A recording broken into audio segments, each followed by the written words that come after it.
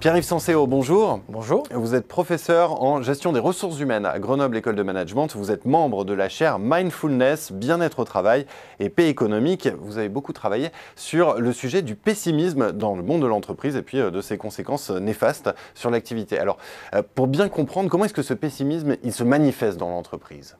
Globalement, si on veut parler du pessimisme en entreprise en France, on pourrait dire qu'il se manifeste à travers trois axes. Les paroles, les comportements et puis les symboles. Les paroles, tout d'abord, on voit que le travail n'est pas valorisé en France, notamment dans l'entreprise.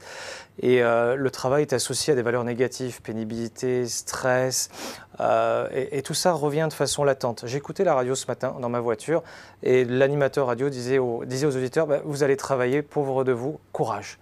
Donc le travail n'est pas associé de façon positive dans les paroles et ça se retrouve régulièrement dans l'entreprise. Deuxièmement, au niveau des comportements, on s'aperçoit que les individus au travail, notamment en France, ont un comportement souvent d'évitement par rapport au travail. On essaye, entre guillemets, d'en faire le moins possible, on essaie de se faufiler entre les horaires, on essaye de se faufiler entre les tâches et les missions parce que le travail est souvent synonyme de souffrance, précarité, voire exploitation encore pour certains.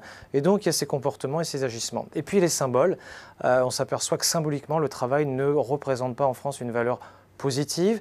Les valeurs positives sont plutôt associées au temps libre, au loisir, et on a toujours tendance effectivement à opposer travail, loisir, et puis le temps libre. Ce qui n'est pas forcément le cas dans d'autres pays, d'autres sociétés, où le travail est valorisé, et il n'est pas systématiquement opposé à d'autres valeurs. Alors justement, j'allais vous demander si cette tendance au pessimisme dans l'entreprise était une tendance franco-française. Vous avez l'air de dire que non. Quels sont les fondements culturels de ce pessimisme alors ? Alors, en remontant dans le temps, on s'aperçoit que la France, notamment, il y a quelques auteurs brillants qui se sont essayés sur la chose, révèlent effectivement des valeurs et des sources et des racines historiques qui font que le travail n'est pas forcément associé de façon positive, en France notamment. Premièrement, la France a longtemps été un pays très centralisé, l'est encore. L'État, c'est moi, disait Louis XIV.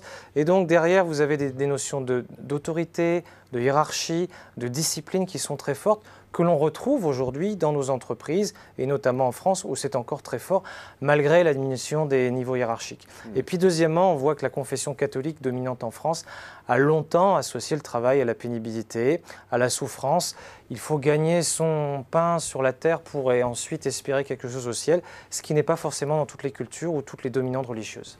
Alors on voit bien que ça vient de très très loin. Est-ce que c'est une fatalité ce pessimisme au travail ou alors au contraire est-ce qu'on peut l'endiguer et si oui, quelles sont les bonnes pratiques que vous recommanderiez ? Alors, première chose, je pense qu'il ne faut pas aller chercher de bonnes solutions et de bonnes recettes ailleurs. Chaque pays a sa culture, ses habitudes. Néanmoins, on s'aperçoit qu'il y a des entreprises qui sont capables, et en France on a un certain nombre d'exemples, d'associer rentabilité, plaisir au travail, reconnaissance et sens au travail.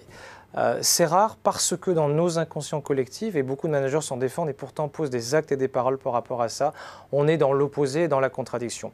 Et puis deuxième bonne nouvelle, c'est la mondialisation. Nous avons des jeunes aujourd'hui qui voyagent, qui vont s'inspirer d'autres habitudes, cultures, qui ont un autre regard sur le travail. Et petit à petit, on peut faire l'hypothèse, c'est une hypothèse, que d'ici une génération et demie, effectivement, nos regards et surtout les valeurs associées au travail vont évoluer en France. Restons optimistes donc. Soyons optimistes. Ça va changer. Merci beaucoup Pierre-Yves Sancéo. Merci à vous.